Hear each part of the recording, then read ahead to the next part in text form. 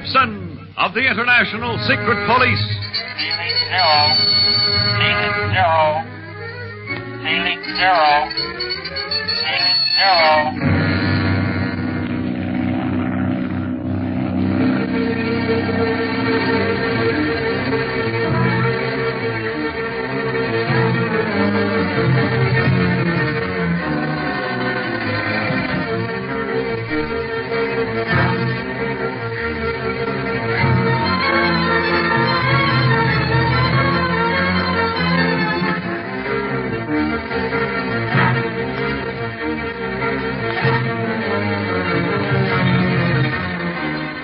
Learning that the Octopus has ordered the destruction of Mrs. Buchanan, wife of the missing investor in the Atlantean Syndicate, Clint decides to go by foot to Leopoldville with Kinka as guide, following the elephant paths.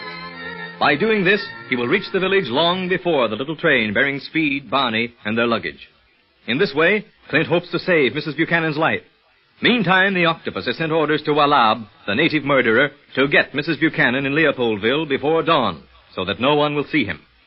The sky is growing light in the east as Clint and Kinka approach the sleeping village, and the jungle birds and monkeys noisily greet the strangers. Well, the wildlife seems to be awake, but the village is not, Kinka. Yes, Your Excellency. It is their salutation to the dawn. It is always so, unless they sense danger is near. And then? Then you would not hear a sound. Kinka, how would you like to act as our guide while we're in the Congo? You brought me through the jungle fast enough and safe enough. You have a good head on your shoulders. Most important, I know we can trust you. Would you like the job? As your guide, more than anything in this life. You're hired, then. Just as we've set foot in Leopoldville, too. Wonder where I can find someone in authority at this hour. I know where the head of the Belgian police has his abode. Oh, that's good. Just the man I want to see. You better come with us when we go to Mrs. Buchanan's. You can also tell us where she lives. Yes, that I do not know. Uh-oh. Now what? They've stopped. There is danger near.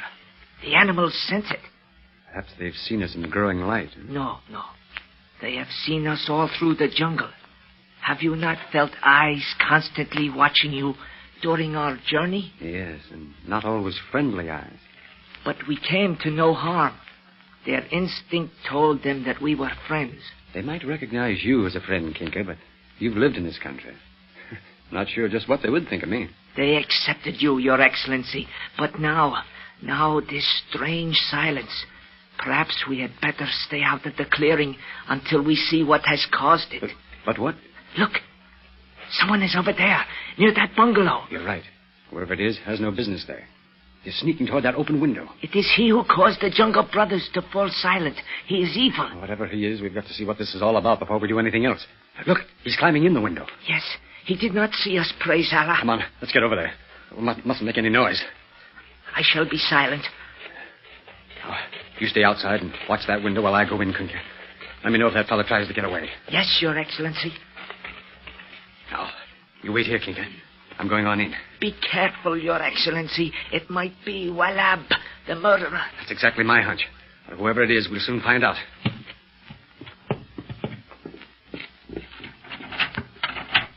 It's locked. But the door's flimsy. I'll break it. Who's there? What is it? You there? Stay where you are. I've got you covered. Oh, what is it? What do you want of me? Are you Mrs. Buchanan? Why, yes, but... Then just remain where you are, please, till I take care of this native. Oh, who is he? Where did he come from? I believe he is Walab, one of the Octopus gang. The Octopus. Oh, great heaven. Then he came here to kill me, as they killed my poor John. Now, please, I'm your friend. I'll explain everything as soon as this man is safe behind bars. Kinka! Yes, Your Excellency. Come inside, please. No, you don't. Stay away from that window, Walab. Stay away, I say. Oh, he's going... Stop or I'll shoot. Your Excellency, what is it? Look out! Stand back. Mrs. Buchanan, please.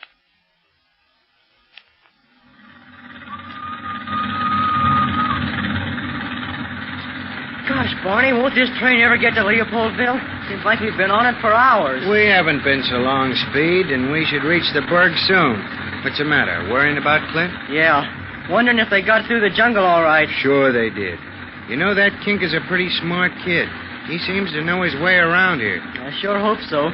Gosh, it'd be awful to get there and find they hadn't arrived yet. Don't worry, they'll get there all right. I just hope they arrive before that Wallop fella did. Else Mrs. Buchanan's sure going to be out of luck. Yeah. Hey, Barney, you never did get through to Carlos at the Atlantean expedition, did you? I should say not. Remember, you jumped a leopard while we was trying to reach him on the short wave. I'll say I remember. That leopard would have made mincemeat of me if Lucky hadn't gone for him. Good old Lucky. Yeah. Now, don't get that dog started again, or the conductor will come back and we'll have to get out and walk. I don't crave to lug that portable short wave set through the jungle. When are you going to try and reach Carlos again? As soon as we reach Leopoldville and see what's happened there, kid. Clint said something about trying to get through to Chief Riley in New York, too. I don't know if that'll be possible or not. I hope so, or the chief will be getting worried. I think I'll call the Emir of Kano, too, and let him know that Kink arrived here all right. Good idea. Sounds like we're getting near Leopoldville, so it won't be long now, Speed. We'll soon learn whether Clint arrived in time or not.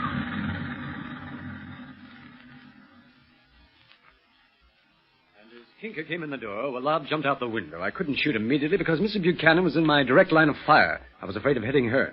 By the time I could shoot, Wallab had disappeared in the jungle. Boy, we were sure glad to see you and Kinker, Clint, and Mrs. Buchanan, too. It was so kind of you all to come to my aid as you did. When I think what might have happened if you hadn't arrived when you did, Mr. Barlow. Ah, don't you worry, Mrs. Buchanan. You won't run that risk again, I assure you. From now on, the police have guaranteed that you will have their protection even if we must leave Leopoldville. And I suggest that you return to America as soon as you possibly can. Africa is not safe for the wife of John Buchanan. But I can't leave till I have something definite concerning the fate of my husband. You're not sure yet? Well, I fear that he's dead, Mr. Dunlap, but yet there's always hope that he may be alive somewhere. Well, now that we've all had a chance to relax a little, supposing you tell us what you know of his disappearance, Mrs. Buchanan, and the events leading up to it. Well, I'll be glad to. I'll do anything in my power to aid you in capturing this horrible criminal who ruined my life by taking my husband from me. That'll be swell. You might give us a clue that'll lead us right to his hideout. Well, John had an idea that it was near Leopoldville. That's why we came here in the first place. When did he first suspect that the Atlantean Syndicate was a phony? Long before any of the other investors. You see, my husband has always been a great traveler, and he has many friends located in various parts of the world. One here in Africa wrote him a letter of a new money-making scheme, as he called it, a syndicate which claimed to have found the lost continent of Atlantis in the Sahara Desert. The letter aroused Mr. Buchanan's suspicion? No, he answered his friend, telling him the details of the find, and that 9 other financiers were interested in the syndicate.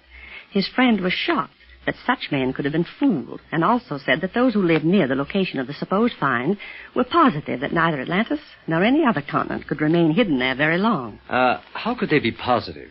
Well, when the French government was planning their automobile highway across the Sahara as part of their colonization plan, they surveyed this location very thoroughly, and had anything been buried under the shifting sand dunes in that particular spot, their engineers certainly would have found it. This is interesting. Well, when my husband received this news, he tried to convince the other investors that they were being swindled and to rouse them to taking action, but they were not easily convinced. Then, too, I think in the beginning they were ashamed to let the public know that men of their caliber had been tricked. Yes, their representative admitted that they had waited for some time before calling the International Secret Police in for an investigation. Well, John was not content with that. He determined to look into the matter for himself, and we landed in Africa, determined to go directly to the expedition base. But before we could do that, John received a mysterious note saying that if he wanted to know the entire truth about the Atlantean Syndicate, he should come to Leopoldville in the Belgian Congo. And it was signed by a mark resembling an octopus. Gosh, if they'd only called us in then, Clint. Yes, Speed, we might have nailed him all right, but please continue, Mrs. Buchanan. Well, we came here, but nothing happened. My husband made discreet inquiries about the syndicate, but no one knew anything about it. Then, just as he lost patience and decided to go to the expedition base as we'd first planned, he disappeared, and I've never heard from him since. Well, just what were the circumstances surrounding his disappearance? Well, a native came to him one morning, saying that he came from a nearby village where one called the Octopus was awaiting my husband to speak with him about the Atlantean Syndicate. I wanted John to take some of the Belgian officials with him, but he refused and went off into the jungle with a native. And that was the last I saw of him. When a search was made, the village was found, but they knew nothing of my husband nor the Octopus. At least, that's what they said, and we had no proof of anything to contradict it. A nearby native village, eh? Speed, switch on the transreceiver, will you? I'm going to try and get Carlos. Okay, Clint. Hey, you won't have to wait for the set to warm up, Clint. I've been fooling with it while you was with the Belgian police chief, telling him about Mrs. Buchanan's narrow escape. Oh, that's good. Good, Barney. Yeah. Hey, the octopus. Where'd he come from? Mrs. Buchanan. Oh, great heavens. Oh, how did you know that I'm here? I know everything. Every word you say, every move that you make. The set must be open for a two-way conversation. That's why I can hear you, Mrs. Buchanan. Yes, Barlow. You are very clever, but not clever enough to leave Leopoldville alive. Oh, Don't let him scare you, Mrs. Buchanan. Nah, the big devilfish. He's just talking to hear himself talk.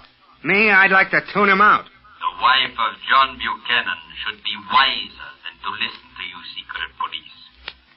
She has seen the strength of my power. my husband. What did you do with him? Is he still alive?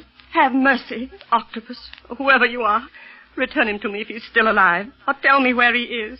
Whether you ever see your husband alive is entirely up to you. What do you mean? You have certain papers in your possession, which the secret police will want to see.